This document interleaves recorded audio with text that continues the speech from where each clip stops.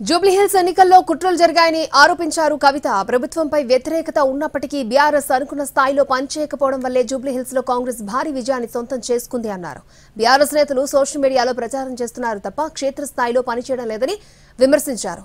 కృష్ణార్జులుగా గొప్పలు పోవడం, ట్వీట్లు చేయడం తప్ప ప్రజల్లో పనిచేయడం లేదని తప్పుపట్టారు. కుట్రలను తగిన సమయంలో బయటపెడతామన్నారు కవిత.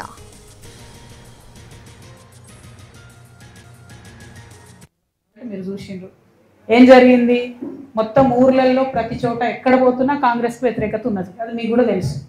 అంత వ్యతిరేకత ఉన్నా అన్ని వేల మెజార్టీతో కాంగ్రెస్ పార్టీ ఎట్లా గెలిచింది, ఎందుకు గెలిచింది అంటే అనుకున్న స్థాయిలో ప్రతిపక్షమైనటువంటి బీఆర్ఎస్ అందుకొని పనిచేయలేకపోతుంది అన్నది క్లారిటీగా అర్థమవుతున్నది. అక్కడ వాళ్ళు సోషల్ మీడియాలో ఉద్యమాలు చేస్తున్నారు తప్పితే కిందకు వచ్చి ఎటువంటి ఉద్యమాలు చేస్తలేరు.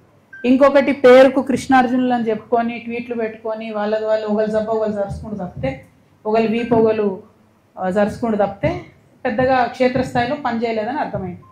ఇలా చాలా కుట్రలు కూడా జరిగినాయి అనుకోండి జూబ్లీహిల్స్ ఎన్నికలలో. అవి సమయం సందర్భం వస్తే తప్పకుండా అవి కూడా చెప్తాం. కాకపోతే ప్రతిపక్షాలు ప్రజల ఎక్స్పెక్టేషన్ మేరకు పనిచేసినట్టయితే రిజల్ట్ మంచిగా వేరే రకంగా ఉంటుండే జూబ్లీహిల్స్. సో ఆ ఎక్స్పెక్టేషన్కి తగ్గట్టుగా వాళ్ళు పనిచేస్తలేరు.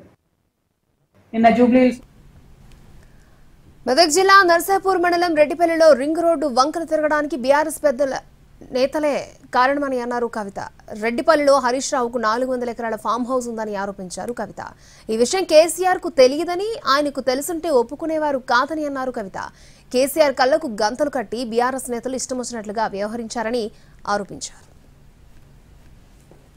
అనేటటువంటి గ్రామానికి వెళ్ళడం జరిగింది. ఈ గ్రామం నర్సాపూర్ మండలంలో ఉన్నది.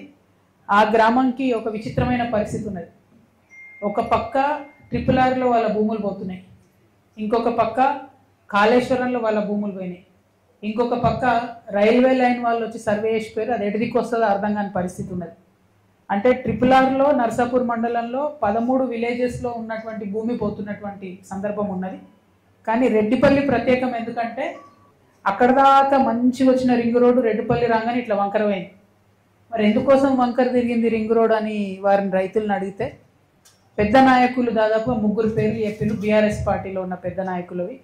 వారికి ఉన్నటువంటి ఫామ్ హౌస్లు, వారికి ఉన్నటువంటి భూములను కాపాడుకోవడానికి అలైన్మెంట్ మార్చిండ్రు. తద్వారా చిన్న రైతులు దాదాపు 56 మంది రైతులకు వాళ్ళది 59 ఎకరాలు పోతుంది. అంటే 56 మంది రైతులు 59 ఎకరాలు అంటే అందరికీ కూడా ఎకరం కన్నా తక్కువనో, ఎవరో ఒకరికి ఉంటే 2 ఎకరాలు, అర్ధెకరం, పావెకరం అట్లా ఉన్న రైతులది 56 మంది రైతులది 59 ఎకరాలు రింగ్ రోడ్ కోసం తీసుకుంటున్నారు.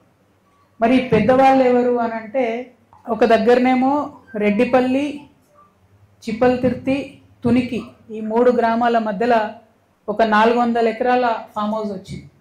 దాని అలైన్మెంట్ మార్చి ఈ ఫామ్ హౌస్ పక్క నుండి పోయేటట్టు చేసుకున్నారు. తద్వారా ఆ భూమి విలువ పెరగాలని అక్కడ ఒక 5 స్టార్ రిసార్ట్ రన్ చేస్తూ ఉన్నారు. దాంట్లకు ఈ గ్రామాల ప్రజలకు ఎంట్రీ లేదట. సో ఈ గ్రామస్తులు అక్కడ ఏముందో చూద్దామని పోతే బైక్ మీద దొంగతనంగా మేము సంగారెడ్డి వాళ్ళం, హైదరాబాద్ వాళ్ళం అని చెప్తే అందులోకి రానిచ్చిలేరు ఫంక్షన్ ఉన్నప్పుడు. వాళ్ళు చూసొచ్చి చెప్పినటువంటి మాట గ్రామస్తులు, ఇది నాకు ప్రూఫ్ లేదు, కాకపోతే వాళ్ళు చెప్పేటటువంటి పేరు ఈ ఫామ్ హౌస్ హరీష్ రావు గారిది అని చెప్తా ఉన్నారు. అందుకని అలైన్మెంట్ మార్చినారని చెప్తున్నారు.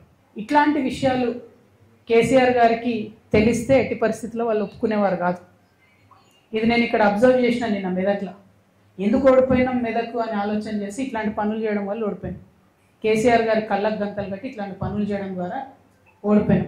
సరే నేను బీఆర్ఎస్లో లేను, కానీ లోపాలు ఏంది అని అనలైజ్ చేసుకోవాలి కాబట్టి